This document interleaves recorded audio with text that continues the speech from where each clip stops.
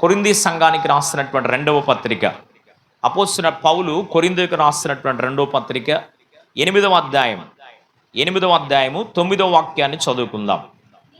మీరు మన ప్రభువైన యేసుక్రీస్తు కృపను ఎరుగుదురు గదా. ఆయన ధనవంతుడయుండియు మీరు తన దారిద్ర్యము వలన ధనవంతులు కావలనని మీ నిమిత్తము దరిద్రుడాయను. చిన్న ప్రార్థన చేసుకుందాం. పరిశుద్ధుడైన తండ్రి, నీ వందనాలు నాయన. కొద్ది నిమిషాలు ఈ మాటల్లో ఉన్న సత్యాన్ని మేము గ్రహించడానికి సహాయతను మీరు అందించమని ప్రార్థన చేస్తున్నా. వాక్యము మీది, మాట్లాడేవారు మీరు గనుక మట్టివాడన నన్ను మరుగుపరిచి కొద్ది నిమిషాలు నీ ప్రజలతోనూ నాతోనూ మీరు మాట్లాడి నీ కృప చూపించి సహాయం చేయమని, వినగల చెవిని, అంగీకరించగల మనస్సును, వినుచున్న వారి యొక్క ఆత్మీయ జీవితాలకు అభివృద్ధి పరంగా ఆశీర్వాదకరంగా నాయన ఈ వాక్యమును మీరు స్థిరపరిచి బలపరిచి మాతో మాట్లాడి నీ నామానికి మహిమ తెచ్చుకొనమని యేసు ప్రభు నామములో అడిగి వేడుకొనొచ్చు ప్రార్థించుచున్నాము తండ్రి, ఆమేన్. కృప తప్ప వేరొకటి లేదయా, నీ కృప తప్ప వేరెవరు యేసయ్యా. పాడాలి. కృప తప్ప వేరొకటి లేదయా, నీ కృప తప్ప వేరెవరు యేసయ్యా. నీ కృపయేనా ఆశ్రయము, నీ కృపయేనా పరవశము, నీ కృపయేనా ఆశ్రయము, నీ కృపయేనా పరవశము. కృప తప్ప వేరొకటి లేదయా, నీ కృప తప్ప వేరెవరు యేసయ్యా. నిలువున రేగిన తుఫానులో నడిపెను నిలిపెను నీ కృపయే. నిలువున రేగిన తుఫానులో నడిపెను నిలిపెను నీ కృపయే. నాయడ కురిసెను నీ కృపయే, నాయడ కురిసెను నీ కృపయే. కృప తప్ప వేరొకటి లేదయా, నీ కృప తప్ప వేరెవరు యేసయ్యా. కృప తప్ప వేరొకటి లేదయా, నీ కృప తప్ప వేరెవరు యేసయ్యా. నీ కృపయేనా ఆశ్రయము, నీ కృపయేనా పరవశము, నీ కృపయేనా ఆశ్రయము, నీ కృపయేనా పరవశము. హల్లెలూయా. మనందరి ప్రభును లోకరక్షకుడైన యేసుక్రీస్తు ప్రభు వారి యొక్క శ్రేష్టమైన నామలో కూడి చేరి వచ్చిన మీ అందరికీ నా హృదయపూర్వక వందనాలు. ప్రభు మిమ్మల్ని నిండారుగా దీవించునుగాక. అపోస్తలుడైనటువంటి పౌలు గారు కొరింథీలో ఉన్నటువంటి ఈ సంఘానికి 2 పత్రికలు రాశాడు, లేక 2 లేఖలు రాశాడు. ఈ 2 పత్రికల్లో కూడా మొదటి పత్రికలో మరి కష్టపడి కొరింథీలో ఉన్న సంఘాన్ని దరిదాపుగా సంవత్సరమన్నర అనగా 18 నెలలు కష్టపడి ఈ సంఘాన్ని కట్టాడు పౌలు గారు. ఈ సంఘం యొక్క పరిస్థితులు మరి భయంకరమైనటువంటి పరిస్థితులు ఉన్నాయి. వారు రక్షించబడక ముందు, సంఘముగా వారు సమకూర్చబడక ముందు ఈ కొరింథీ పట్టణం అనేది ప్రముఖ వ్యాపార స్థలముగా ఉంది. దీనిలో వ్యభిచార సంబంధమైనటువంటి పాపం ఎక్కువగా జరిగేది. ధనమెచ్చు కొలది మదమెచ్చును అన్నారు కనుక ధనం అత్యధికంగా ఉంది కనుక ఎవరెవరు వారి యొక్క ఇష్టం వచ్చిన రీతిలో వారి యొక్క స్వభావ సిద్ధమైనటువంటి మనస్తత్వాన్ని బట్టి దేవునికి వ్యతిరేకమైనటువంటి కార్యకలాపాలు చేస్తూ ఉండేవాళ్ళు. ఇప్పుడు మన దగ్గరలో చీరాల పట్టణం ఎలాగుందో ఆ చుట్టుపక్కల ప్రాంతానికి కూడా ఈ కొరింథు అనబడినటువంటి పట్టణం ప్రముఖమైనటువంటి వ్యాపార స్థలముగా ఉండేది. ఇది సముద్ర తీర ప్రాంతముగా ఉంది అని బైబిల్ చరిత్ర మనకు జ్ఞాపకం చేస్తూ ఉంది. కనుక ఈ పట్టణములో అపోస్తలుడైనటువంటి పౌలు గారు ప్రవేశించి ఆయా పట్టణాలు, ఆయా గ్రామాల, ఆయా ప్రాంతాలను తిరుగుతూ పౌలు గారు తన 3 సువార్త ప్రయాణాల్లో కూడా ఈ పట్టణాన్ని దర్శిస్తూ వెళ్ళాడు. ఈ పట్టణాన్ని దర్శించినప్పుడు దేవుని సువార్త ప్రాంతములో ప్రకటించబడగా దేవుని సొంత రక్షణగా అంగీకరించిన కొంతమంది దేవుని పిల్లలకు అపోస్తలుడైన పౌలు గారు బాప్తిసం ఇచ్చి ఓ సంఘముగా వారిని సమకూర్చి వారి కొరకు వ్యయ ప్రయాసలు పడి ఆహారము లేనటువంటి దినాలు వారి కొరకు అనుభవించాడు. దెబ్బల చేత, మాటల చేత, అపనిందల చేత, అపవాది క్రియల చేత కూడా అతను బాధించబడినట్లుగా పౌలు గారి యొక్క వ్యక్తిగత జీవిత చరిత్ర మనం గమనించగలం. ఈ రకంగా మరి చాలా విషయాలు కొరింథీ సంఘాన్ని గురించి ఉన్నాయి, కానీ మచ్చుకు ఒకటి రెండు మాటలు నేను మీకు జ్ఞాపకం చేస్తా ఉన్నా. ఈ విధంగా ప్రయాసపడి అపోస్తలుడైన పౌలు గారు ఈ సంఘాన్ని కట్టిన తరువాత మొదటి పత్రిక రాస్తూ ఆ సంఘాన్ని మెచ్చుకుంటూ రాశాడు. రెండో పత్రిక ఆయన రాసేటప్పటికి సంఘాన్ని స్థాపించినటువంటి తనకు ఏమి కలిగిందంటే వేదన కలిగింది, బాధ కలిగింది. చాలా భయంకరమైనటువంటి పరిస్థితులు ఈ కొరింథీ సంఘములో విశ్వాసులు, దేవుని పిల్లలు వాళ్ళు అనుభవిస్తున్నట్లుగా దేవుని వాక్యములో మనం గమనించగలం. ఈ పరిస్థితులను బట్టి మరి పౌలు గారు మరి మొట్టమొదటి అధ్యాయంలో, కొరింథీయులకు రాసినటువంటి మొదటి పత్రిక మొదటి అధ్యాయంలో మీరు చూస్తే ఏ విషయములో లోపము లేని సంఘముగా ఆ సంఘాన్ని పౌలు గారు కట్టాడు. ఆ సంఘములో ఏ లోపమైనా, మచ్చైనా, ముడతైనా, కలంకమైనను లేకుండా ఆ సంఘాన్ని పౌలు గారు కడితే, పౌలు గారు మరి ఏ ఉద్దేశముతో సంఘాన్ని అక్కడ ఏర్పాటు చేశాడో, ఏ ఉద్దేశముతో సంఘ ప్రియులను రక్షించి దేవుని యొక్క విశ్వాస జీవితం, విశ్వాస మార్గములో వారు ఎదగాలని పౌలు గారు కట్టారో, ఇప్పుడు వాళ్ళు ఏమయ్యారు అంటే పూర్తిగా లోక సంబంధమైనటువంటి వ్యక్తులుగా తయారైపోయి విశ్వాస జీవితంలో భ్రష్టత్వంలోకి దిగజారిపోయిన వారై, భక్తిహీనతలో పడిపోయినటువంటి వారై, యేసు ప్రభువారి యొక్క కృపను కూడా మర్చిపోతున్నటువంటి ఆనవాళ్ళు పౌలు గారి దగ్గరికి చేర్చబడ్డాయి. దేవునికి స్తోత్రం చేద్దాం. హల్లెలూయా. ఈ పరిస్థితులు పౌలు గారికి వినబడినప్పుడు, ఎప్పుడైనా మరి సంఘాన్ని స్థాపించిన వాడికి ఏముంటుంది? బాధ. సంఘాన్ని కాయుచున్న వారికి ఏముంటుంది? సరి అయినటువంటి విశ్వాస మార్గములో, సరి అయినటువంటి ఆత్మీయ జీవితంలో, ఓ కుటుంబంలో తల్లిదండ్రులుగా మనం కన్నటువంటి బిడలు మన మాట వెనక వారి భవిష్యత్ జీవితాలు చేతులారా వారు పాడు చేసుకుంటే ఎంత కృంగిపోయి బాధపడిపోయి వారి గూర్చి ఏడుస్తూ కన్నీరు గారుస్తామో, అంతకన్నా ఆత్మీయ పిల్లలు నశించిపోతూ ఉంటే, ఆత్మీయ పిల్లలు సరి అయినటువంటి విశ్వాస జీవితంలో లేక భ్రష్టులుగా, బలహీనులుగా, భక్తిహీనతలో వాళ్ళు పడిపోతూ ఉంటే వారిని బట్టి పౌలు గారు బాధపడుతూ ఈ రెండవ పత్రికను రాశాడు. దేవునికి మహిమ కలుగునుగా. హల్లెలూయా. మీరు కొందరు అపోల్లో వాడిని అంటున్నాడు, కొందరు నేను పౌలు వారిని అంటున్నారు, కొందరు నేను హెబ్రీ వాడిని అంటున్నారు. అలాంటి తారతమ్య భేదాలు మీలో ఉండకూడదు. సంఘం ఒకటే, క్రీస్తు ప్రభువారు మనకొక్కడే, మన కొరకే ప్రాణాన్ని పెట్టిన వాడు, రక్తము చిందించినటువంటి వాడు యేసయ్య ఒక్కడే అని ఈ మాటలను జ్ఞాపకం చేస్తూ పౌలు గారు వారికి జ్ఞానోదయం కలుగజేయడానికి కొరకే కొన్ని పరిస్థితులు, వ్యభిచార సంబంధమైనటువంటి పరిస్థితులు, అధ్యక్ష పదవికి సంబంధించినటువంటి కొన్ని పరిస్థితులు, వ్యతిరేకమైనటువంటి కొన్ని పరిస్థితులు పౌలు గారికి వినబడినప్పుడు వాటన్నిటిని గూర్చి వేదనతో ఈ రెండవ పత్రికను పౌలు గారు రాస్తూ వచ్చారు. దేవునికి మహిమ కలుగునుగాక.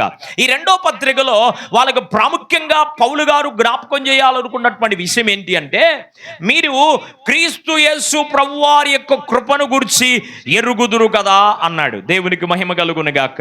ఈ దినం మనము ధ్యానించబోతున్నటువంటి అంశం ఏంటి అంటే, దరిదాపు ఒక 15-16 అనుభవాలు ఉన్నాయి ఈ కృపను గురించినటువంటి అనుభవాలు. అయితే అవన్నీ చెప్పడానికి సమయం లేదు కనుక మరి 1-2 మాటలు మీ జ్ఞాపకం చేసి నా సమయాన్ని నేను ముగించడానికి కొరకే ఆసక్తి కలిగి ఉన్నాను. దేవునికి మహిమ కలుగునుగా. హల్లెలూయా. ఇక్కడ పౌలు గారు మాట్లాడుతున్నటువంటి మాట ఏంటండి? ఎవరైనా చదువుతారా? ఒక మాట మళ్ళీ చదవండి. అపోస్తలుడైన పౌలు కొరింథీయులకు రాసినటువంటి రెండవ పత్రిక 8వ అధ్యాయము 9వ వాక్యాన్ని చదువుదాం. 8వ అధ్యాయం 9వ వచనం. మీరు మన ప్రభువైన యేసుక్రీస్తు కృపను ఎరుగుదురు కదా, ఆయన ధనవంతుడయుండియు మీరు తన దారిద్ర్యము వలన ధనవంతులు కావాలనని మీ నిమిత్తము దరిద్రుడాయను అన్నాడు. దేవునికి మహిమ కలుగునుగాక. ఇంకో మాట చదువుదాం. ఫిలిప్పీయులకు రాసిన పత్రిక 2వ అధ్యాయము 6-7 వచనాలు.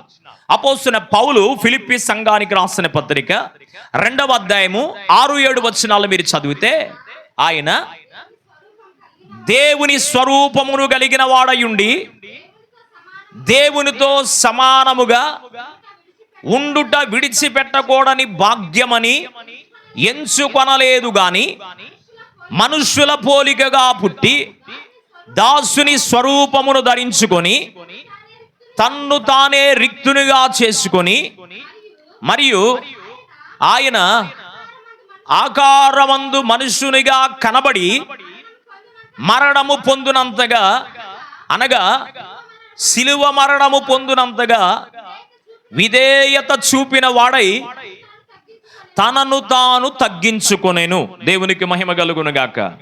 ధనవంతుడై ఉండి యేసయ్యా దరిద్రుడు ఇలా పుట్టాడయ్యా. ధనవంతుడై ఉండి యేసయ్యా దరిద్రుడై ఇలా పుట్టాడయ్యా. ప్రేమామృతధారలు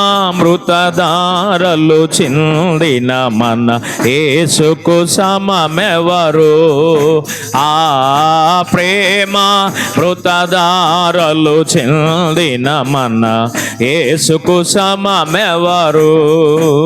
హల్లెలూయా. యేసయ్యకి సమమైన వారు ఎవరైనా ఉన్నారంటే నో, ఎవరు లేరు. ఈ వాక్యములో మనం గమనించినప్పుడు తండ్రితో కూడా విడిచిపెట్టకూడని భాగ్యమని ఎంచుకొనగా తనను తాను దేవుని స్వరూపాన్ని కలిగి మనుషును పోలికగా జన్మించి విధేయుడై తనకు తానుగా తన ప్రాణాన్ని మానవులందరి పాప పరిహారార్థమై అర్పించాడు ఆయన. దేవునికి మహిమ కలుగునుగా. హల్లెలూయా. అందుకొరకే ప్రభువు చేసినటువంటి త్యాగాన్ని జ్ఞాపకం చేస్తూ పౌలు గారు అంటున్నాడు, మీరు మన ప్రభు అయిన యేసు క్రీస్తు ప్రభువారి యొక్క కృపను ఎరుగుదురు కదా అన్నాడు. Praise the lord. హల్లెలూయా. కృప అనగా దాని అర్థం ఏంటి అంటే అర్హత లేదు కానీ అర్హులుగా మనల్ని చేసింది. యోగ్యత లేదు మనకి కానీ యోగ్యత కలిగిన వారిగా దేవుని యొక్క కృప మనల్ని మార్చింది. ఎవరు ఈ కృప? యేసుక్రీస్తు ప్రభువారే దేవుని యొద్ద నుండి మన కొరకై పంపబడిన దేవుని కృప అయి ఉన్నాడు. దేవునికి మహిమ కలుగునుగా. హల్లెలూయా. అయోగ్యులమైన మన జీవితాల్లో, ఏ యోగ్యత లేని మన జీవితాల్లో, అనర్హులమైనటువంటి మన జీవితాల్లో ఉచితముగా అనుగ్రహించబడినదే దేవుని యొక్క కృప అని చెప్తున్నాను. Praise the lord. హల్లెలూయా. అయితే చదవబడిన దేవుని వాక్యములో ఉంది, ఆయన ధనవంతుడయుండియు తన దారిద్ర్యము వలన మనము ధనవంతులుగా కావాలని మన కొరకు ఆయన దరిద్రుడైపోయాడు. Praise the lord. హల్లెలూయా. ఈయన ఎవరు అంటే మహోన్నతుడైన దేవుడు. ఈయన ఎవరు అంటే దేవుని స్వరూపమై ఉన్నటువంటి దేవుడు, ఆది మధ్యాంతరహితుడైనటువంటి దేవుడు. ఈయన ఎవరు అంటే దేవుని స్వరూపాన్ని కలిగి మానవుని పోలికగా ఈ లోకములోనికి మనందరి పాప పరిహారార్థమై ఉద్భవించిన దేవుడు, మనం ఆరాధించే యేసుక్రీస్తు ప్రభువారు. దేవునికి మహిమ కలుగునుగాక. ఎప్పటి వరకు దేవుని కృప నిలిచి ఉంటది చూద్దాం. దేవుని వాక్యంలో ఎప్పటి వరకు ఈ కృప నిలిచి ఉంటది? పౌలు గారు చెప్తున్నాడు, మీరు ప్రభు అయిన యేసుక్రీస్తు కృపను గురించి ఎరగండి, తెలుసుకోండి. ఆల్రెడీ మీకు తెలుసు కదా, ఇంకా ఎందుకు కృపను నిర్లక్ష్యపరుచుకుంటున్నారు? వాస్తవానికి మీరు అయోగ్యులే గాని యోగ్యత కలిగిన వారిగా ప్రభు మిమ్మల్ని మడిచాడు కదా. దేవుని కృపను గురించి ఎరిగి కూడా ఎరగనట్లుగా మీరెందుకు ప్రవర్తిస్తున్నారు అని పౌలు గారు జ్ఞాపకం చేస్తూ దేవుని కృప ఎప్పటి వరకు నిలిచి ఉంటుందో ఒక మాటను జ్ఞాపకం చేసుకుందాం. దేవుని వాక్యములో మనం జ్ఞాపకం చేసుకున్నప్పుడు కీర్తనల పుస్తకం 126వ కీర్తన మొదటి వచనాన్ని చదువుదాం. 126వ కీర్తన మొదటి వచనం. సియోనుకు తిరిగి వచ్చిన వారిని యెహోవా చెరలో నుండి రప్పించినప్పుడు మనము ఉంటిమి, మన నోటి నిండా నవ్వుండెను, మన నాలుక ఆనందగానముతో నిండి ఉండెను. అప్పుడు యెహోవా మీ కొరకు గొప్ప కార్యములు చేసెను అని. అమ్మ 106:1 1061. యెహోవాను స్తుతించుడి, యెహోవా దయాళుడు, ఆయనకు కృతజ్ఞతాస్తుతులు చెల్లించుడి, ఆయన కృప నిత్యముండును. ఇప్పుడు గట్టిగా చప్పట్లు. దేవునికి మహిమ కలుగునుగాక. ఎప్పటి వరకు ఉంటుందంటే ఈ కృప? నిత్యము ఉండేది దేవుని కృప. Praise the lord. హల్లెలూయా. కనుక నిత్యం ఉండే కృపను జ్ఞాపకం చేసుకోండి. కృపను వ్యర్థం చేసుకోవాకండి. కృప చేతనే నీవు రక్షించబడ్డావు, కృప చేతనే నీవు పోషించబడుతున్నావు, కృప చేతనే నీ ఆత్మీయ జీవితం, కృప చేతనే నీవు వర్ధిల్ల చేయబడుతున్నావు. గనుక కృప నిత్యం ఉండేది గనుక ఇంకా దేని కొరకు కొరకు అనుసరించి వెంబడించగా క్రీస్తు ప్రభువారి యొక్క కృపను గురించి మీరు ఎరగండి అని పౌలు గారు చెప్తున్నారు. దేవునికి మహిమ కలుగును గాక. ఎలాంటిదండి ఆయన కృప? దేవుని కృప మానవుని ఎడల ఎలాంటిదని చెప్తున్నాడు అంటే, దేవుని వాక్యములో కీర్తనల గ్రంథం ఎలాంటిది దేవుని కృప అంటే, కీర్తనల గ్రంథం 36వ కీర్తన 7వ వచనాన్ని చూద్దాం. 36వ కీర్తన 7వ వచనం. దేవా, నీ కృప ఎంతో అమూల్యమైనది అన్నాడు. ఎంత అమూల్యమైనదంట చెప్పాలి. ఎంత అమూల్యమైనది? వెండి కన్నా, బంగారము కన్నా, బంధు బలగాల కన్నా, లోకములో ఉన్న చిరచరాస్తుల కన్నా, లోకములో మనకున్న టాలెంట్స్ కన్నా, అన్నిటికన్నా మించినది ఏంటి అంటే కేవలము దేవుని కృప మాత్రమే. దేవునికి మహిమ కలుగును గాక. అందుకనే భక్తుడైన కీర్తనకారుడు రాస్తూ, అయ్యా నీ కృప ఎంతో అమూల్యమైనది అన్నాడు. చెప్పుకోవడానికి చాలా మాటలు ఉన్నాయి, కానీ ఒక్కొక్క మాట మీ జ్ఞాపకం చేస్తూ ముందుకెళ్ళడానికి ఆశిస్తున్నాను. మానవుని పట్ల దేవుని కృప ఎలాగున్నది అంటే, దేవుని వాక్యములో మానవుని పట్ల దేవుని కృప ఎలాగున్నది? 36వ కీర్తన 5వ వచనాన్ని చదువుదాం. 36వ కీర్తన 5వ వచనం. యెహోవా, నీ కృప ఆకాశమునంటుచున్నది, నీ సత్య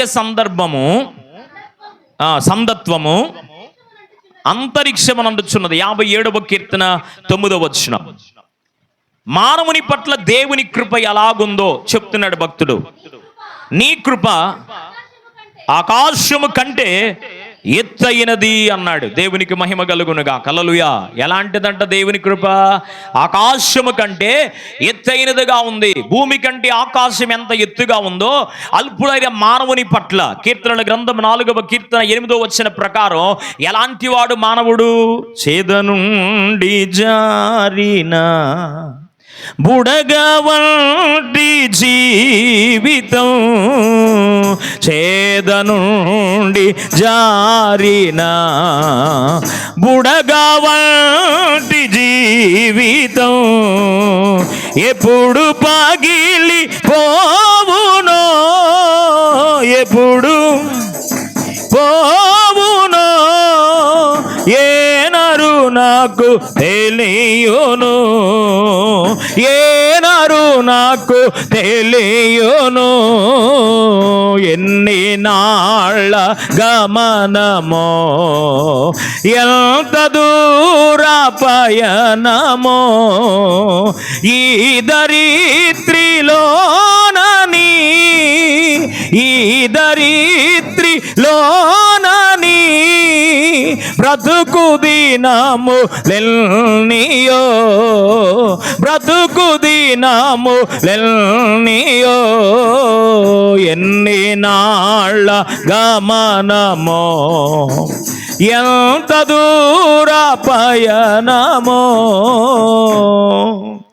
మానవుని పట్ల దేవుని కృప ఎలాగుంది అంటే, భూమి కంటే ఆకాశము ఎంత ఉన్నతముగా ఉందో అంత ఉన్నతమైన కృప నీ ఎడల, నీ కుటుంబం ఎడల, నీ వ్యక్తిగత జీవితం ఎడల, వాక్యాన్ని వింటున్న ప్రజల పట్ల దేవుని కృప ఆకాశమంత ఎత్తైనదిగా ఉంది. బిగ్గరగా చప్పట్లు కొడుతూ ప్రభు నామం పడదాం. హల్లెలూయా.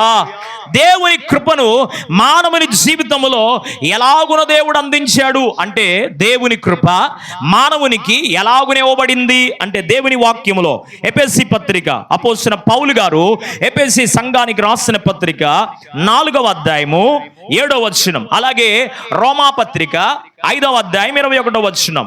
ఒక్కొక్కరు చదవండి. ఎఫెసీ పత్రిక 4వ అధ్యాయం 7వ వచనం, రోమా పత్రిక 5వ అధ్యాయం 21వ వచనం.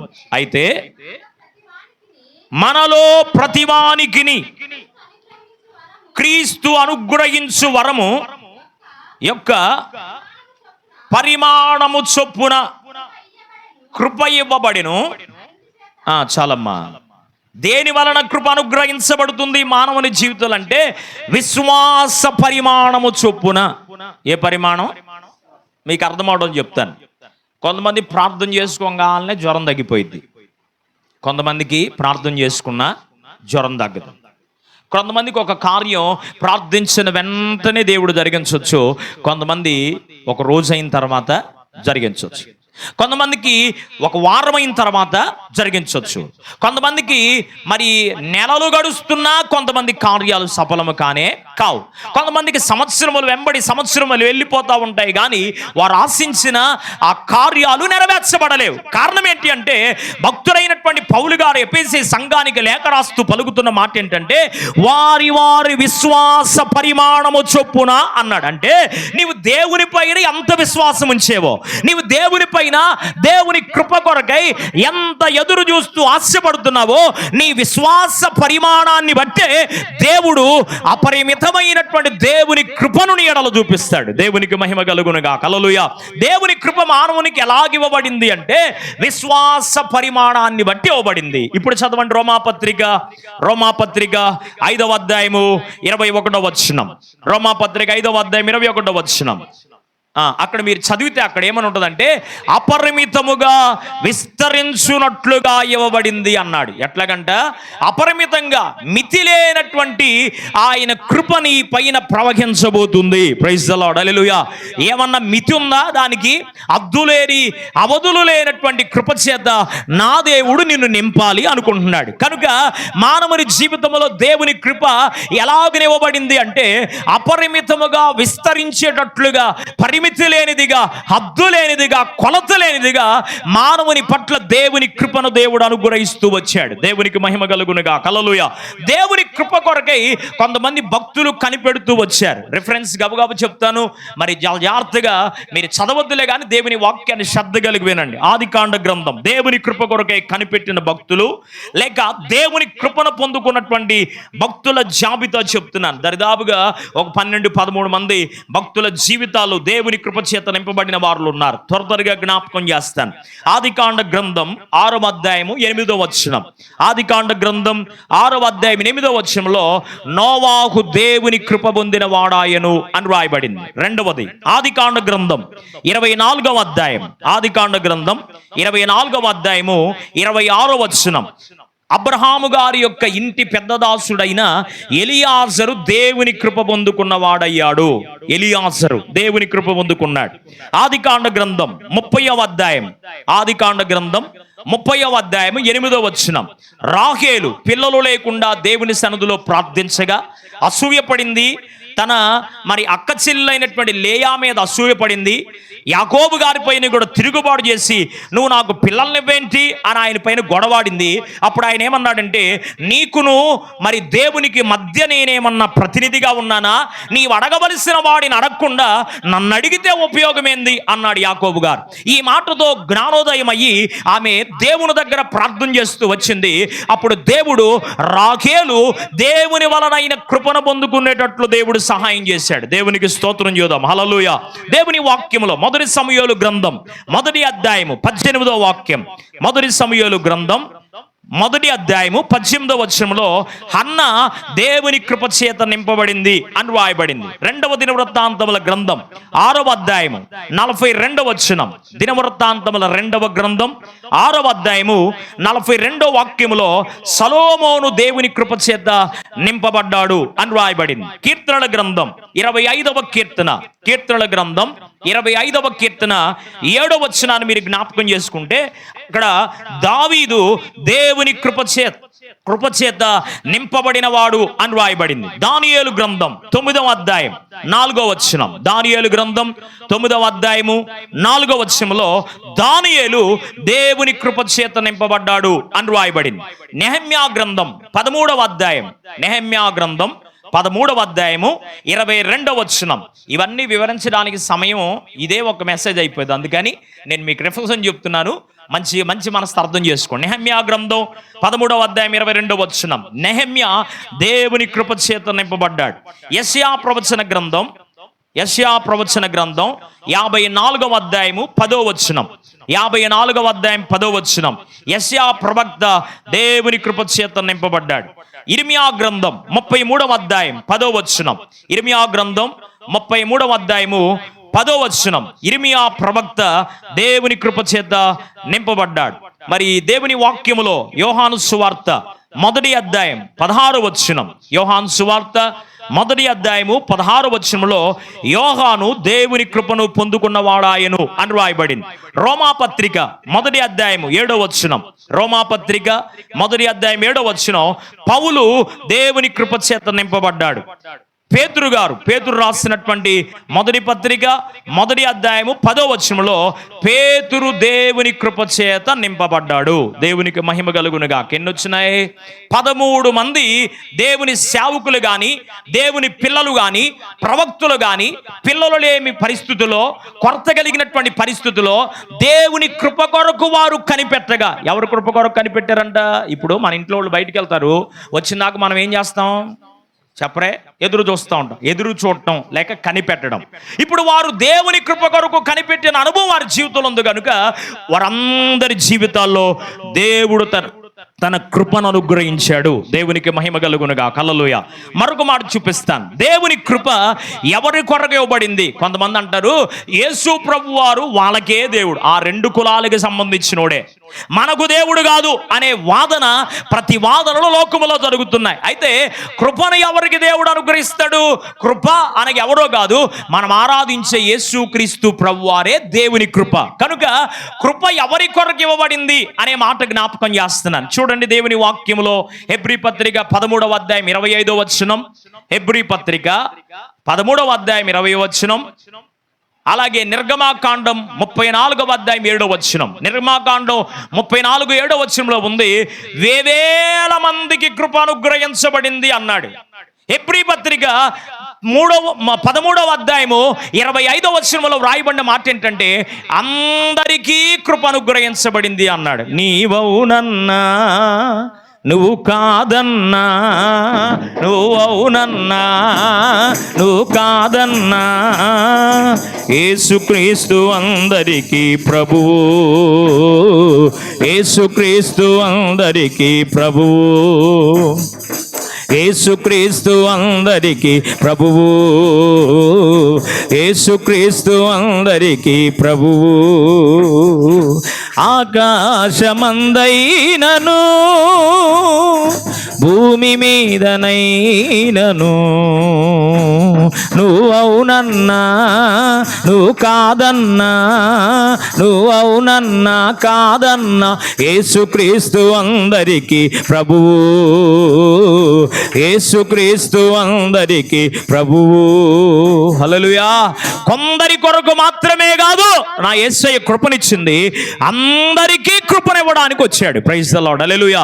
వాస్తవానికి వాక్యాన్ని బోధిస్తున్న నేను గాని, వాక్యాన్ని వింటున్న మీరు గాని మనం అనర్హులమే దేవుని సన్నిధిలో. కానీ అనర్హులమైన మన జీవితాల్లో దేవుడు అర్హత కలిగిన వారిగా మార్చి మనందరి జీవితాలకు ఏమి ఇచ్చాడంటే ఆయన ఉచితమైనటువంటి కృపను క్రీస్తు యేసు ప్రభు ద్వారా తండ్రి అయిన దేవుడు మనకు అనుగ్రహించాడు. గట్టిగా చప్పట్లు కొడుతూ ప్రభు నామమున మహిమపడదాం. హల్లెలూయా.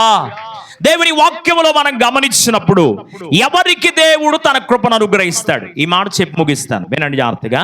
ఎవరికి దేవుడు తన కృపను అనుగ్రహిస్తాడు? భక్తులు కృప కొరకు కనిపెడితే దరిదాపుగా 13 మంది భక్తుల జీవితాల్లో కృపనిచ్చిన దేవుడు ఆయన అప్పుడు ఉన్న దేవుడు, ఇప్పుడు కూడా ఆయన ఉన్న దేవుడే, మాట్లాడుతున్నటువంటి దేవుడు. ఆది యందు వాక్యముండెను, వాక్యము దేవుని యొద్ద నుండెను, వాక్యమే దేవుడై ఉండును, ఆ వాక్యమే కృపాసత్య సంపూర్ణుడిగా మన మధ్య నివసించెను అన్నాడు. Praise the lord. హల్లెలూయా. మన మధ్య నివసిస్తున్నటువంటి దేవుడు, ఆయన వాక్యము సజీవమైంది. ఆయన వాక్యం ఎలాంటిదంట? సజీవమైంది. వాక్కు ద్వారానే ఆనాడు దేవుని పిల్లలతో మాట్లాడాడు, వాక్కు ద్వారానే ప్రవక్తలతో మాట్లాడాడు, వాక్కు ద్వారానే దైవజనులతో మాట్లాడాడు, వాక్యము ద్వారానే ఈ ఉదయకాల సమయంలో మనతో కూడా ప్రభువు మాట్లాడుతున్నాడు. Praise the lord. హల్లెలూయా. అట్లయితే దేవుని కృప చేత నీవు నింపబడాలి అంటే ఎలాగు నీవు ఉంటే, లేక ఎలాంటి వారికి దేవుడు తన కృపను అనుగ్రహిస్తాడు చూద్దాం. దేవుని వాక్యములో ఎవరికి దేవుడు తన కృప అనుగ్రహించబడతాదో 1-2 అనుభవాలు మీకు జ్ఞాపకం చేసి నా సమయాన్ని ముగిస్తాను. కీర్తనల పుస్తకం, కీర్తనల గ్రంథం 32వ కీర్తన 10వ వాక్యం చదువుదాం. 32వ కీర్తన 10వ వాక్యం. భక్తిహీనులకు అనేక వేదనలు కలుగుచున్నవి, యెహోవా యందు నమ్మికయుంచు వానికి కృప ఆవరించుచున్నది అన్నాడు. ఒకసారి గట్టిగా దేవుని స్తోత్రం చెప్పొచ్చుగా. హల్లెలూయా. ఎవరికంట? భక్తిహీనుడైన వారికి వేదనలు అధికముగా ఉంటున్నాయి. ఎవరికి కృప అనుగ్రహించబడతాది అంటే నెంబర్ 1, దేవుని యందు నమ్మకముంచిన వానికి కృపను విస్తారముగా ఆవరింపజేస్తున్నాడు దేవుడు. దేవునికి మహిమ కలుగును గాక. మనం పరిశీలన చేసుకుందాం. మన నమ్మకం ఏ స్థాయిలో ఉంది? ఇందాక చెప్పానుగా, విశ్వాస పరిమాణాన్ని బట్టి కృపణిస్తాడు దేవుడు. నేను వెంటనే ప్రార్థన చేసిన వెంటనే అద్భుతం జరగవచ్చు. కొన్ని కార్యాలు ఆలస్యముగా జరగవచ్చు. కొన్ని కార్యాలు సంవత్సరములు తరబడి వెళ్ళిపోతూ ఉన్నా కొన్ని కార్యాలలో దేవుడు మాట్లాడకపోవచ్చేమో. కొంతమంది భక్తుల జీవితాల్లో దేవుడు ఎట్లా టెస్ట్ చేస్తాడు అంటే 5 నిమిషాల్లో అద్భుతం చేయడం దేవుని చిత్తమే. ఎన్ని నిమిషాల్లో? 5 minutes. కానీ 5 నిమిషాల అద్భుతం కొరకంట దేవుడు 10 సంవత్సరాలు శ్రమల కొలిమిలో పెడతారు కొంతమందిని. ప్రైజ్ ది లార్డ్, హల్లెలూయా. ఎన్ని నిమిషాలు జరిగిద్ది? ఎన్ని నిమిషాలు అద్భుతం? ఆయన తలుచుకుంటే 5 నిమిషాలు జరిగిపోయిద్ది. 5 నిమిషాల్లో జరిగే పని కొరకంట దేవుడు వీరిని పరిపూర్ణులుగా చేయడానికి ఎన్ని సంవత్సరాలు పరిశీలన చేస్తాడు? 10 దినములు లేక 10 సంవత్సరాలు వారిని టెస్ట్ చేస్తాడు. మనందరికీ తెలుసు, యోసేపు రాజసింహాసనం పైన కూర్చొని తను కనినటువంటి కలను చెప్తే ఎగతాళి చేసి నవ్వుల పాలు చేసి కొట్టి గాయపరిచి ఐగుప్తు దేశపు వర్తకులకు అమ్మేస్తే దరిదాపుగా 17 సంవత్సరాలు శ్రమను అనుభవించాడు. ఒక్కరోజు 2 రోజులు కాదు, గుర్తుపెట్టుకో. ఒక్కరోజు 2 రోజులు కాదు, యోసేపు శ్రమ అనుభవించింది. 17 సంవత్సరాలు శ్రమ అనుభవించిన తరువాత అద్భుతమైన కార్యాలను దేవుడు చేయడానికి 17 సంవత్సరాలు శ్రమ చేద్ద, పరిశీలన చేద్ద, పరిశోధన చేద్ద, పరీక్ష చేద్ద యోసేపును దేవుడు నలగొట్టాడు. దేవునికి మహిమ కలుగును గాక. తరువాత అద్భుతమైన కార్యాన్ని యోసేపు జీవితంలో నా ప్రభువు జరిగించగా, ఏ కల అయితే యోసేపు కన్నాడో ఆ కళ యొక్క సాదృశ్యం ఓ దినాన ఆర్థిక మంత్రిగా, ప్రధానమంత్రిగా, రాజు తర్వాత రాజంతటి వాడిగా సింహాసనం పైన కూర్చొని ఉండగా ఒక పన లేచి నిలబడింది. 11 పనులు నాకు సాష్టాంగపడి నమస్కారం చేసినాయని ఈ కళ యొక్క దర్శనాన్ని పరోక్షంగా కాదండి, ప్రత్యక్షముగా యోసేపు కనులారా చూడడానికి నా ప్రభువు సహాయము చేశాడు. దేవునికి మహిమ కలుగునుగా. హల్లెలూయా. ఆలస్యములో అద్భుతాన్ని చేయగలిగిన దేవుడు ఆయన. ఆలస్యములో ఒక 5 నిమిషాలు కార్యమే, కానీ ఆ కార్యము జరగడానికి నిన్ను పరిపూర్ణురాలుగా చేయడం దేవుని ఉద్దేశం. నిన్ను పరిపూర్ణుడిగా చేయడం దేవుని ఉద్దేశం. అబ్రహాముకి వాగ్దానం చేసే 75 సంవత్సరాల వయసులో, కానీ ఆ వాగ్దానాన్ని నెరవేర్చడానికి దరిదాపుగా 24 సంవత్సరాలు పట్టింది. ప్రైజ్ ది లార్డ్, హల్లెలూయా. మనందరికి తెలుసు, ఎస్తేరు గ్రంథములో మొర్దెకై కొరకు హామాను 50 అడుగుల ఉరికొరిని ఏర్పాటు చేశాడంట. ఎవరిని చంపడానికి? మొర్దెకై ఏమన్నా తప్పు చేశాడా? చెప్పండి మీరు. ఏమ్మా, మొర్దెకై ఏమన్నా తప్పు చేశాడా? యూదుల యొక్క సాంప్రదాయం, యూదుల యొక్క ఆచారం, యూదుల ధర్మశాస్త్రాన్ని పాటించే వాళ్ళు కనుక వారు పాటించే పద్ధతి ఏంటి అంటే, జీవము కలిగిన దేవుడని యెహోవాకు తప్ప మరి ఎవ్వరికి నమస్కారం చేయరు. అది వాళ్ళ పద్ధతే. వేరు కనుకోబాకండి. రక్షించబడ్డావు నీవు, దేవుని కుమారుడిగా, కుమార్తెగా ప్రత్యేకించబడ్డావు. ప్రత్యేకించబడిన నీవు అన్య సంబంధమైన దేనిలో పాలు పంపులు పొందకూడదు. యాజ్ ద రూల్, అంతే. అన్య సంబంధమైనటువంటి ధూపదీప నైవేద్యాలు ఏ అయినా ఒకవేళ నీకు పెట్టడానికి వారు ప్రయత్నము చేస్తే నీవు చెప్పవలసినటువంటి మాట ఏంటి అంటే, నేను ప్రభువు రక్తము చేత కడగబడ్డాను. ప్రైజ్ ది లార్డ్, హల్లెలూయా. దేవుడు నీ ఎదురుకు తీసుకొస్తాడు కొంతమందిని. అసలు నువ్వు నిలబడతావా నిలబడవా అని మరి నీ దగ్గర తీసుకొస్తాడు. తీసుకొచ్చినప్పుడు అసలు నువ్వు నిజమైన విశ్వాసివా కాదా అన్న సంగతి నీ ప్రవర్తన తీరులోనే అర్థమైద్ది. విశ్వాసికి అవిశ్వాసితో పొత్తెక్కడ? దయానికి దేవునితో పనేమి అని వాక్యములో ఉందిగా. విశ్వాసులు ప్రత్యేకించబడిన తరువాత దేవుని పోగొట్టుకోకూడదు. సావైన బ్రతుకైన జీవము కలిగిన దేవుని కొరకు బ్రతుకుదుముగాక. ప్రైజ్ ది లార్డ్, హల్లెలూయా. ప్రత్యేకంగా బ్రతకాలి.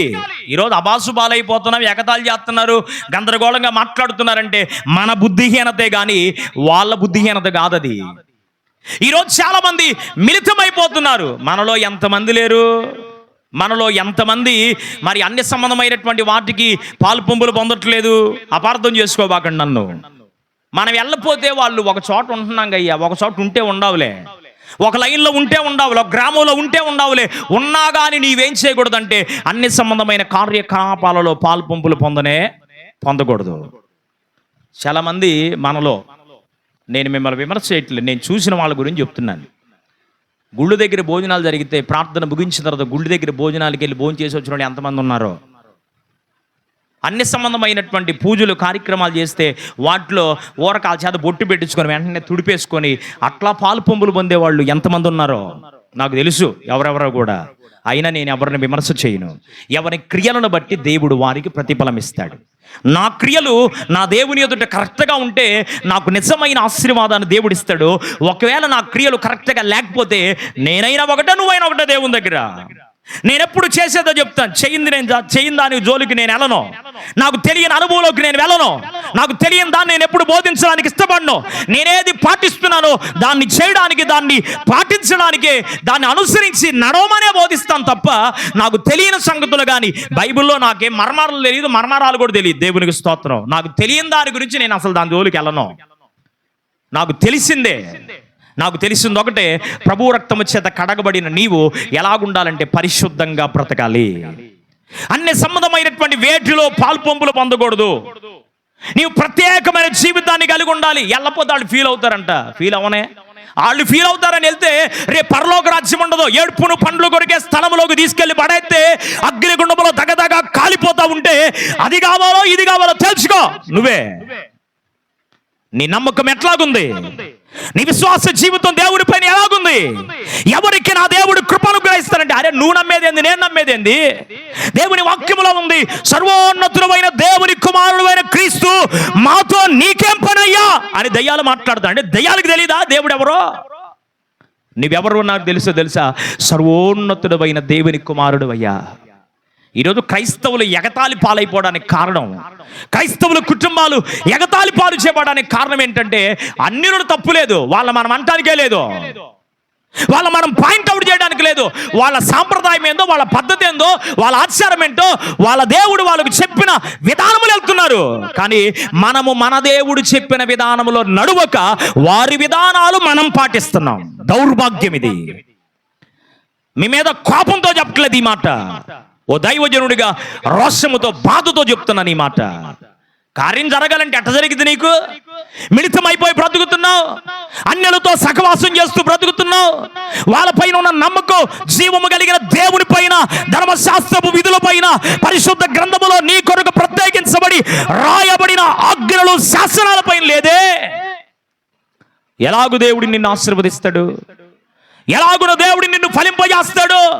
ఒకవేళ ఫలింపజేసినట్టుండొచ్చేమో కానీ 73వ కీర్తనలో భక్తుడైన ఆసాపు అనుకుంటున్నాడు, అయ్యా అన్య జనులు నాకన్నా వాళ్ళు ఫలిస్తున్నారు నాయన, భక్తిహీనుడైన వారు ఆశీర్వదించబడుతున్నారే, భక్తి కలిగినటువంటి నేను నీ సేవ చేస్తా, నీ కుమారుడిగా ఉండి కూడా నేను ఆశీర్వదించబడలేకపోతున్నానని నీ వ్యక్తిగత జీవితంలో యథార్థంగా పరిశుద్ధంగా బ్రతుకుతున్న నీ జీవితంలో ఉంటే నువ్వు బాధపడాల్సిన అవసరం ఏమి లేదు. ఎందుకో తెలుసా? 18వ వచనంలో 73వ కీర్తనలో ఆసాపుతో దేవుడు మాట్లాడాడు. అయ్యా 18, 19 వచనాల్లో దేవుడు ఏం చెప్పాడు? నువ్వు ప్రత్యేకం బ్రతకడం నేర్చుకున్నావురా. ఎట్లా బ్రతకడం? ప్రత్యేకం బ్రతకడం నేర్చుకున్నావు. అన్ని సాంప్రదాయాల్లో, అన్నిలా చేస్తున్నటువంటి పద్ధతుల్లో నిమగ్నమైపోలేదురా. నువ్వు నా కుమారుడిగా ఉన్నావు గనుక, నా బిడ్డగా నీవు ఉన్నావు గనుక, నా కుమారుడిగా పవిత్రమైన జీవితాన్ని, పరిశుద్ధమైన జీవితాన్ని, నా పైన పరిపూర్ణమైన నమ్మకాన్ని కలిగి నీవు నన్ను ఆరాధిస్తున్నావు గనుక నీ వ్యక్తిగత ఆత్మీయ జీవితంలో వాళ్ళ గురించి చెప్తాను విను అని భక్తిహీనుడైన వారి గురించి చెప్తున్నాడు. ఏమని చెప్పాడో తెలుసా? వాళ్ళు నిశ్చయముగా కాలుజారు చోటనే ఉన్నారు. ఎప్పుడు వారిని మరణము దర్శించుద్దో, ఎప్పుడు వారి స్థితిగతులు మార్చబడతాయో తెలియని దినాల్లో వారు ఉన్నారా. వారి గురించి నువ్వు కంగారు పడొద్దని ఈ దినం నీతో నాతో ప్రభు మాట్లాడుతున్నాడు. Praise the lord. హల్లెలూయా. ఎట్లా బ్రతకాలి? నీవు ఆరాధించే దేవుడు అన్నిటిలో మిళితమైపోయిన వాడు కాదు. ఎవరైనా దేవుని వాక్యంలో హెబ్రీ పత్రిక 9వ అధ్యాయం 26, 27 వచనాలు ఉంది.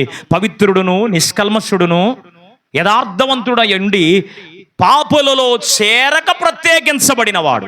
ఎందులో చేరక? నాకెళ్ళి చూడండి, తల దించుకోబాకంటే నాకెళ్ళి చూడండి. పాపులలో చేరక ప్రత్యేకంగా ఉన్నాడు. నువ్వేం పాపుల్లో చేరుతున్నావు? ప్రత్యేకంగా లేదు, పరిశుద్ధత లేదు, పవిత్రమైన జీవితం లేదు. కనుకనే నీ జీవితంలో దేవుడు కొన్ని కార్యాలు నిలిపాడు అంతే. Praise the lord. హల్లెలూయా. నిజంగా నువ్వు పవిత్రంగా ఉంటే, నిజంగా నీవు పరిశుద్ధంగా ఉంటే, అరే నేను దేవుణ్ణి నమ్ముకున్నాను రా, మీరు నన్ను ఎలేసినా పర్వాలేదు, నా జీవము కలిగిన దేవుణ్ణి నమ్ముకున్నాను అంటే దేవుడు నిన్ను విడిచిపెడతాడా? ఎవరు నిన్ను చేయి విడిచినా నా యేసయ్య ఎప్పుడు నిన్ను చేయి విడిచేవాడు కాదు. మోటుపల్లి దగ్గర నిరీక్షణగిరి అనే ఒక ప్రాంతం ఉంది. జరిగిన సంఘటన మీకు దృష్టిలోకి తెస్తే బాగుంటుందని ఈ మాట చెప్తున్నాను. నిరీక్షణగిరి అనే ఒక ప్రాంతం ఉంది. రుద్రమామపురం, మోటిపల్లి ఆ ప్రాంతాల్లో మరి అక్కడంతా ఇతర దేవుళ్ళని ఆరాధించేవాళ్ళు. వీరిలో కొంతమంది దేవుని సేవకులు సువార్త పరిచర్య చేసేవాళ్ళు ఆ కరాకు ప్రాంతాల్లో దరిదాపుగా నిజాంపట్నం నుంచి నెల్లూరు, కావలి ప్రాంతం వరకు సువార్త దండయాత్రలు చేస్తూ వెళ్తారు. ఇప్పుడు కూడా జరుగుతుంది అది. ఈ సువార్త దండయాత్రలు చేస్తూ వెళుతున్నప్పుడు మోటిపల్లిలో దేవుని సువార్త, సత్య దేవుని యొక్క సువార్త వినబడినప్పుడు అక్కడ ఉన్నటువంటి కొంతమంది ప్రియులు వాళ్ళు ఏం చేశారంటే యేసు ప్రభుని సొంత రక్షకుడుగా అంగీకరించారు. ప్రైజ్ ది లార్డ్, హల్లెలూయా. యేసు ప్రభువుని సొంత రక్షకుడుగా అంగీకరించి నమ్మి వారి చేతనే బాప్తిసం తీసుకున్నారు. బాప్తిసం తీసుకొని ఇక పరిశుద్ధంగా ఉండడం ప్రారంభించారు. బాప్తిసం తీసుకున్న తర్వాత పవిత్రంగా ఉండాలా, పరిశుద్ధంగా ఉండాలా. పిలిచేరులే తగుదులే అమ్మ ఫీల్ అయిపోతానని వెళ్తే రేపు నిశ్చయంగా నరకానికి తీసుకెళ్ళేస్తాడు. గుర్తుపెట్టుకో ఈ మాట. పవిత్రంగా ఉండాలి, పరిశుద్ధంగా ఉండాలి. ఒకవేళ వెళ్ళామనుకో కనబడరా. ఇప్పుడు నాకు కూడా అన్యులైనటువంటి సహోదరులు చాలా మంది తెలుసు, బెస్ట్ ఫ్రెండ్స్ ఉన్నారు. యేసు రక్తమే జయం. బెస్ట్ ఫ్రెండ్స్ అయినా పెళ్ళి కాకముందన్నా వెళ్తాను, పెళ్ళి అయిన తర్వాత రోజైనా అయ్యా నిన్న కొద్దిగా వేరే పని నుండి రాలేకపోయినని గిఫ్ట్ ఇచ్చి బాయ్ బాయ్ చెప్పి వచ్చేస్తా. అడ చెయ్యి, ఇబ్బంది ఏమి లేదు. ఆడకెళ్ళి మిళితం అయిపోయి వెంటనే తుడిపేసుకొని తాడ తీసేస్తాడు దేవుడు. ఆయన చోట్ల నువ్వు తుడిపిన సంగతే ఆయన తెలీదా? నువ్వు బోధేస్తున్న సంగతి గుడుల దగ్గర తెలుసా తెలీదా? ఎందుకు పొరుగు లేదు, ఎందుకు విలువ లేదు క్రైస్తవులకి? ఎందుకు క్రైస్తవులు అంటే ఎగతాళి పాలైపోతున్నారు? అబ్బో గుళ్ళో బలేకుంటారులే పాస్టర్ గారు, బయట కదా మీ ఓడ సంగతే అంటున్నారు కొంతమంది. ప్రైజ్ ది లార్డ్, హల్లెలూయా. ఎందుకురా ఈ బాధ వచ్చిందిరా అంటే నేను ఖచ్చితంగా ఆలోచన చేసినప్పుడు నాకేమర్థమైందంటే మిళితమైపోతున్నారు. నో, మిళితం అవ్వద్దు. మీ కాళ్ళు పట్టుకొని బ్రతిమలాడుతూ చెప్తున్నాను, ఇంకా మిళితమైపోయే దినాల్లో లేం. పరలోకములో ఉన్న యేసయ్య దివిలోకి దిగి రాబోతున్న దినాల్లో ఉన్నాం. ప్రత్యేకించబడిన వారు, పరిశుద్ధపరచబడిన వారిని తీసుకెళ్లి వెళ్ళిపోయే దినాల్లో ఉన్నాం. గట్టిగా చప్పట్లు, దేవునికి మహిమ కలుగును గాక. ఇంకా మిళితమైపోయి ఆచారం సంప్రదాయం పట్టుకొని ఊగులాడుతూ ఉంటే నువ్వు బాప్తిసం తీసుకున్నా, నమ్మినా, బాప్తిసం తీసుకొని ప్రభు బల్లారాధన చేస్తున్నా, మిళితం అయిపోయినటువంటి ఈ లోక సంబంధమైన ఆచార సంప్రదాయాలు ఒకవేళ నీ జీవితంలో ఏమున్నా నీ పరలోకానికి యు ఆర్ నాట్ క్వాలిఫైడ్. నీ అర్హుడు కాదు, అర్హురాలు కాదు అని దేవుని సేవకునిగా మనవి చేస్తున్నాను. ఆ నిరీక్షణగిరిలో బాప్తిసం తీసుకున్న కొంతమంది ఒక ఇంట్లో కూర్చొని ఆరాధన చేస్తా వారు అక్కడ వేసినటువంటి చందాలు కానీ, అక్కడ వేసినటువంటి పరిస్థితులు కానీ దేన్ని మేము కట్టమని ఎదురు తిరిగారు. అక్కడ ఉన్న కుల పెద్దలు వాళ్ళందరూ నిలబెట్టారు. అందరు నిలబెట్టి ఏం చేద్దారు తెలుసా? గ్రామ బహిష్కరణ చేశారు. స్థలాలు, ఇల్లు, వాకిళ్ళు మొత్తం వదిలిపెట్టి వాళ్ళకున్న ఆస్తి ఏంటంటే పరిశుద్ధ గ్రంథాన్ని కట్టుబట్టలతో పరిశుద్ధ గ్రంథాన్ని పక్కన పెట్టుకొని సముద్రం ఒడ్డున కొన్ని దినాలు అలాగే గడిపారు. వాళ్ళు జరిగిన యథార్థ చరిత్ర చెప్తున్నాను నేను. కొన్ని దినాలు పరిశుద్ధ గ్రంథాన్ని ఎలా పెట్టుకొని ప్రభువా నీ కొరకు పరిశుద్ధంగా పవిత్రంగా బ్రతకడానికి నిన్ను నమ్ముకున్న కారణాన్ని బట్టి ఆస్తిపాస్తులు, బిడ్డలు, రక్త సంబంధులు, బంధువులు అందరూ ఉన్నా వదిలేసి మేము వచ్చామయ్యా, నీ కొరకు వచ్చాం. దేవకుమార దీనోపకార మా వంక దయ చూడ మాయన్నరారా, దేవకుమార దీనోపకార మా వంక దయ చూడ మాయన్నరారా, దేవకుమార దీనోపకార. హల్లెలూయా. నీవు దీనులకు ఉపకారము చేసే దేవుడు అని మాకు తెలుసయ్యా. నిన్ను మేము నమ్ముకున్నాం. కులములో బహిష్కరించారు, కుటుంబాల్లో బహిష్కరించారు, గ్రామ బహిష్కరణ చేశారయ్యా. మాకు ఆధారం ఎవరున్నారు ప్రభు అని సముద్రం ఒడ్డున చెట్లలో కూర్చొని ఏడ్చిన దినాలు. ఛాలెంజ్గా దేవుని సేవకునిగా భారంతో చెప్తున్నాను ఈ మాట. ఎవరు నిన్ను చేయి విడిచిపెట్టినా నా యేసయ్య పైన పరిపూర్ణ నమ్మకం నీకుంటే యేసయ్య నిన్ను విడిచిపెట్టేవాడు కాదు. ప్రైజ్ ది లార్డ్, హల్లెలూయా. విడిచిపెట్టలేదండి దేవుడు వాళ్ళని. ఈ వార్త ఆనాటు పడింది. మరి ఏఎంజీ వ్యవస్థాపకులు దైవజనులు జాన్ డేవిడ్ అయ్య గారు ఇప్పుడు కీర్తిశేషులుగా దేవుని రాజ్యానికి చేర్చబడ్డారు. దైవజనులు వెంటనే హుటాహుటిని పరిగెత్తుకుంటూ వచ్చారు. ఆ ప్రాంతంలో కొంత స్థలాన్ని వారి కొరకు కనిపించి వారికి ఒక మందిరాన్ని కట్టించి వారి కొరకే హౌసింగ్ డిపార్ట్మెంట్తో మాట్లాడి ఆయనే డబ్బులు హెచ్చించి వారి కొరకు మరి స్థలాలు కొని ఇళ్ళు కట్టించి వాళ్ళకు ఒక మందిరం కట్టించి వాళ్ళు చదువుకోవడానికి, వాళ్ళ పిల్లలు చదువుకోవడానికి భవిష్యత్తులో ఓ స్కూలును ఏర్పాటు చేసి వారికి ఆహారాన్ని ఏర్పాటు చేసి భోజన పథకాన్ని ప్రారంభం చేసి ఆ ఊరికి ఏం పేరు పెట్టాడంటే నిరీక్షణ గిరి అని పెట్టాడు. ఇప్పుడు గొడ్డుగడ్డ చప్పట్లు, దేవునికి మహిమ కలుగును గాక. వాళ్ళు నిరీక్షణ కలిగి ఉన్నారు. చావైన బ్రతుకైనా దేవునితో బ్రతుకుతాం, దేవుని కృపచేత మేము నింపబడాలి, దేవుని పైన నమ్మకం మేము ఉంచాం, ఎలు వేసినా పర్వాలేదు, జీవము లేని వాటికి మేము మొక్కం, జీవము కలిగిన దేవునికి మేము లోబడతాం అని వాళ్ళు తీర్మానం చేసుకున్నారు. గనుక ఇల్లు కట్టించాడు, మందిరం ఇచ్చాడు, స్కూల్ ఇచ్చాడు, వాళ్ళకి ఇళ్ళ స్థలాలు ఇచ్చాడు. వారి వంశపు వారు ఈ రోజుకి దీవించబడుతూ ఉన్నారు. దేవునికి మహిమ కలుగును గాక.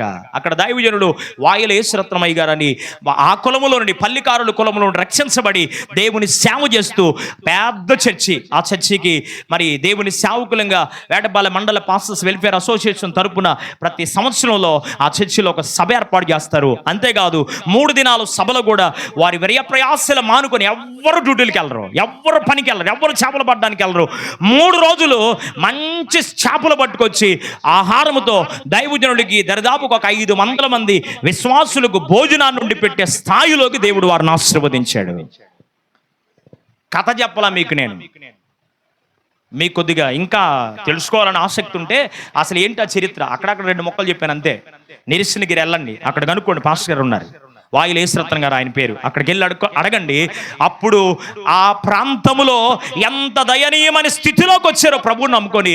ఇప్పుడు మోటుపల్లి ఆ ప్రాంతాలన్నిటికన్నా ఈ ప్రాంతాన్ని దేవుడు దీవించాడు. ప్రైజ్ ది లార్డ్, హల్లెలూయా. యెహోవా లక్ష్యపెట్టు ప్రాంతముగా ఆ ప్రాంతము మార్చబడింది అని చెప్తున్నాను. ఎందుకు? నమ్ముకున్న వారు మిళితమైపోలా. నమ్ముకున్న వాళ్ళు బహిరంగ వేలం వేసిన, బహిరంగముగా మరి కుల బహిష్కరణ చేసిన, గ్రామ బహిష్కరణ చేసిన వారు జీవము కలిగిన దేవుని విడిచిపెట్టలేదు, ప్రభువు పైన నమ్మకం ఉంచారు, మిళితమై బ్రతకల, పరిశుద్ధంగా బ్రతకడానికి తీర్మానం చేసుకున్నారు. గనుక దేవుడు వారి ఎడల కృపను విస్తరింపజేశాడు. దేవునికి మహిమ కలుగును గాక. 2వ మాట చెప్తున్నాను దేవుని వాక్యంలో. పేతురు రాసిన మొదటి పత్రిక 5వ అధ్యాయం 5వ వచనం. పేతురు రాసిన మొదటి పత్రిక 5వ అధ్యాయం 5వ వచనంలో దీనులకు కృప అనుగ్రహిస్తాను అన్నాడు. గర్విష్ఠులనేమో పాడు చేస్తాడు.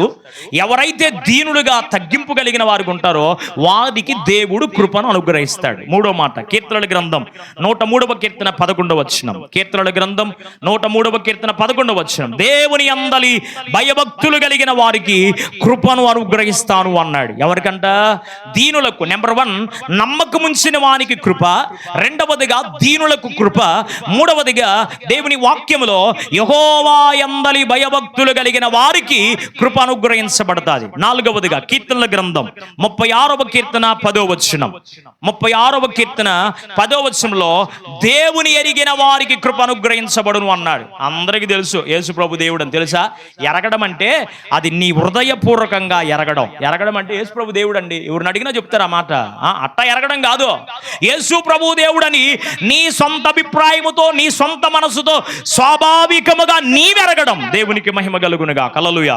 5వ మాట చెప్తున్నాను. కీర్తనల గ్రంథం 86వ కీర్తన 5వ వచనం. వివరించడానికి సమయం లేదు కనుక మీకు అర్థమయ్యే మాటలే కనుక చెప్తున్నాను.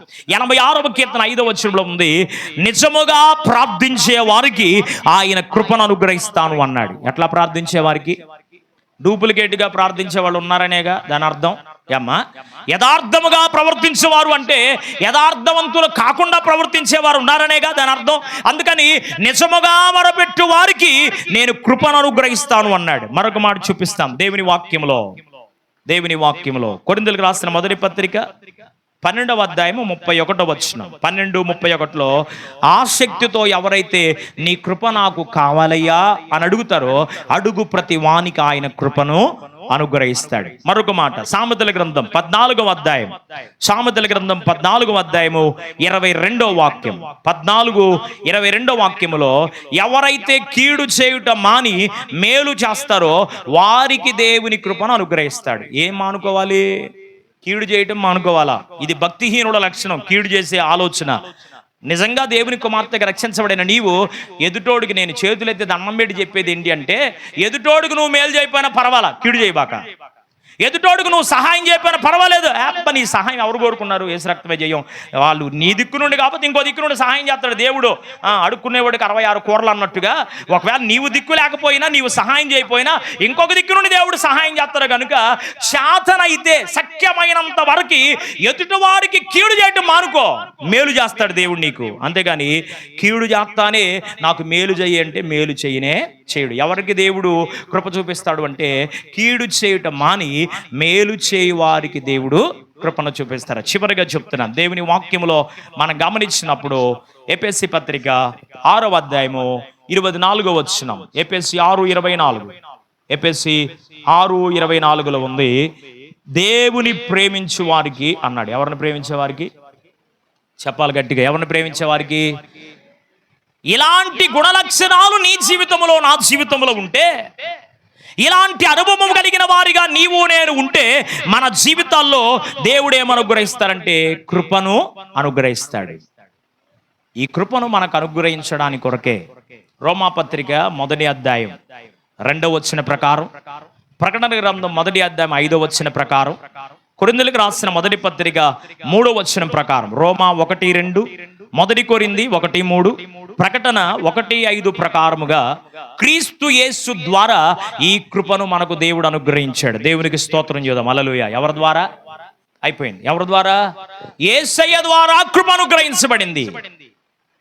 ఇప్పుడు యేసు ద్వారా కృప అని తెలుసుకున్నావు గనుక యేసయ్యలో నీవు ఉన్నావా, లేక యేసుకు బయట నీవు ఉన్నావా? క్రీస్తులో ఉన్న ఆశీర్వాదం, క్రీస్తులో ఉన్న దేవుని కృపచేత నీవు నింపబడడానికి ఆశిస్తున్నావా, లేక క్రీస్తుకు వేరై బ్రతకాలనుకుంటున్నావా? మిమ్మల్ని బ్రతిమలాడుతూ దైవజనుడిగా వేదనతో చెప్తున్నా నీ మాట, క్రీస్తు ద్వారానే కృప తప్ప క్రీస్తు లేకుండా నీ జీవితంలో ఏ విధమైన కృప నీవు పొందుకోలేవు. కృపలో చాలా రకాల అనుభవాలు ఉన్నాయి. కృపలోని ఆరోగ్యం, కృపలోని ఆశీర్వాదం, కృపలోని ఉద్యోగం, కృపలోని వివాహం, కృపలోని ఆర్థిక పరిస్థితులు, కృపలోనే నీకు కావలసిన సమస్తాన్ని దేవుడు కృపలోనే దాచిపెట్టాడు. గలతీ పత్రికలో ఉందిగో చక్కని మాట, బుద్ధి విజ్ఞాన సర్వ సంపదలు ఎవరి యందున్నాయి? చెప్పాలి, ఎవరి యందున్నాయి? మన ప్రభువును లోకరక్షకుడైన యేసు ప్రభు యందే గుప్తమై ఉన్నవి అన్నాడు. గనుక యేసు ద్వారానే నీకు కృప అనుగ్రహించబడింది. గనుక ఇంకా ఒకవేళ ఈ దినం ప్రభువుకు నువ్వు దూరంగా ఉన్నావేమో, ఒకవేళ దూరంగా నీ ఉంటే యేసు ప్రభువుని నోటితో ఒప్పుకొని హృదయమందు విశ్వసించి పశ్చాత్తాపడి మారు మనసు పొంది బాప్తిసం తీసుకోండి, దేవుని కుమారులుగా కుమార్తెలుగా చేర్చబడండి. ఒకవేళ నేను ప్రభువులో ఉన్నానయ్యా, రక్షించబడ్డాను, దేవుని కుమార్తెగా దేవుని కుమారుడిగా ఒకవేళ నేను ఉన్నాను అంటే, నిజంగా దేవుని కృప పొందుకోకుండా ఉండడానికి చెప్పబడిన ఈ 8 అర్హతలలో ఏ అర్హత నీ జీవితంలో లోపించిందో, ఏ విషయంలో నీవు మరి దేవుని కృప పొందుకోవడానికి అనర్హత కలిగిన స్థితిలో నీవు ఉన్నావో ఒకసారి మనం పరిశీలన చేసుకుందాం. తల్లవంచండి, కళ్ళు మూసుకుందాం ప్రభు పాద సన్నిధిలో. అందుకనే పౌలు గారు మాట్లాడుతూ మూలవాక్యములు అన్నాడు, క్రీస్తు యేసు ప్రభు వారి యొక్క కృపను మీరు ఎరుగుదురు కదా. కృప గురించినటువంటి వివరాన్ని పరిశుద్ధాత్మ దేవుడు మనతో మాట్లాడుతూ వచ్చాడు. ఎవరికి దేవుడు తన కృపను అనుగ్రహిస్తాడు? నమ్మకం ఉంచే వారికి, ప్రార్థనా జీవితాన్ని కలిగిన వారికి, దేవుని ఎరిగిన వారికి, దేవుని అందులో భయభక్తులు కలిగిన వారికి, కీడు చేయటం మాని మేలు చేసే వారికి, ప్రత్యేకమైన జీవితాన్ని జీవించే వారికి, దేవుని ప్రేమించే వారికి కృపను దేవుడు అనుగ్రహిస్తాడు. ఏదైనా అందరూ బాప్తిసం తీసుకున్నాను, నేను కూడా బాప్తిసం తీసుకున్నాను, నా ఇష్టం వచ్చిన నేను బ్రతకొచ్చు అనుకోబాక. నీ ఇష్టం వచ్చిన నువ్వు బ్రతికే దినాలు కాదు. ప్రభు రాబోతున్నాడు, రాజులకు రాజు, సర్వసృష్టికర్త, పరిశుద్ధులైన గుంపును తీసుకెళ్ళడానికి కొరకు ఆయన రాబోతుండగా, పరిశుద్ధులైన గుంపులో, ప్రత్యేకత కలిగిన గుంపులో నీవు ఉండగలుగుతావా? ఒకరి సంగతి మనకొద్దు, అన్యుల సంగతో, ఇతర దేవతల సంగతో, ఇతరుల దేవుళ్ళ సంగతో, వారి పరిస్థితులు వీరి పరిస్థితులు మనకు అవసరం లేదు. నీ దేవుడు వాక్యం ద్వారా నీతో ఏం మాట్లాడుతున్నాడు? వాక్యమైన దేవుడు, సజీవుడైన దేవుడు. వాక్యము ద్వారా రీకా బాబా బాబా బాబా బాబా రబషండ రీకా బాబా బాబా బాబా దేవుడు నీతో మాట్లాడుతున్నాడు. ఉదయకాల సమయంలో పశ్చాత్తాపడు. పౌలు బ్రతిమలాడుతున్నాడు, మీరు మన ప్రభు అయిన యేసుక్రీస్తు కృపను ఎరుగుదురు కదా. ఆయన ధనవంతుడయుండి తన దారిద్ర్యము వలన నీవు ధనవంతుడిగా మార్చబడడానికి నీ కొరకు దరిద్రుడైపోయాడు నా యేసయ్య. నీ కొరకు దరిద్రుడైన దేవుని వంక చూస్తావా? నీ కొరకై ఆకాశానికి భూమికి మధ్యలో అడ్డకొయ్యపై నిలువు కొయ్యపై వేలాడబడిన దేవుని చూడగలుగుతావా? నీ ముఖ దర్శనం చాలయ్యా. నీ కృప చేత నేను నింపబడాలి. నీ కృప నాకు కావాలి ప్రభువా. నీ కృప లేకపోతే నేను సజీవుడిగా ఉండలేనయ్యా. నీ కృప లేకపోతే సజీవ లెక్కలో నేను ఉండలేను, బ్రతకలేను ప్రభువా. నీ కృప చేత నన్ను నింపయ్యాలి. హృదయపూర్వకంగా మనస్ఫూర్తిగా చిన్న ప్రార్థన. ప్రభు పాసను నీవెవరైనా వాక్యాన్ని వింటున్న నీ జీవితంలో, వాక్యాన్ని ఆలకిస్తున్న నీ జీవితంలో ఇదే మంచి తరుణం, శుభ తరుణం. ఇంకా ఒకవేళ ప్రభుకు దూరంగా ఉంటే ప్రభుని సొంత రక్షణగా అంగీకరించడానికి ప్రయాసపడు. పాపిని ఒప్పుకో, పశ్చాత్తాపడు. ఒకవేళ తెలుసో తెలియకో రక్షించబడి కూడా ఇట్టి అనుభవాలు లేక ఒక నీ జీవితాన్ని కొనసాగిస్తూ వచ్చేవేమో. అయ్యా, నీ కృపకు నేను యోగ్యుడిని కాదయ్యా. నీ కృప పొందుకోవడానికి నేను అనర్హురాలు నాయన. అయినా నీ కృప చేత నన్ను నింపావు, నీ కృప చేత నన్ను బలపరిచావు. నా నుండి నీవేం ఆశించటం లేదు కానీ నీవలే పరిశుద్ధమైన జీవితాన్ని కలిగి జీవించమని చెప్తున్నావయ్యా.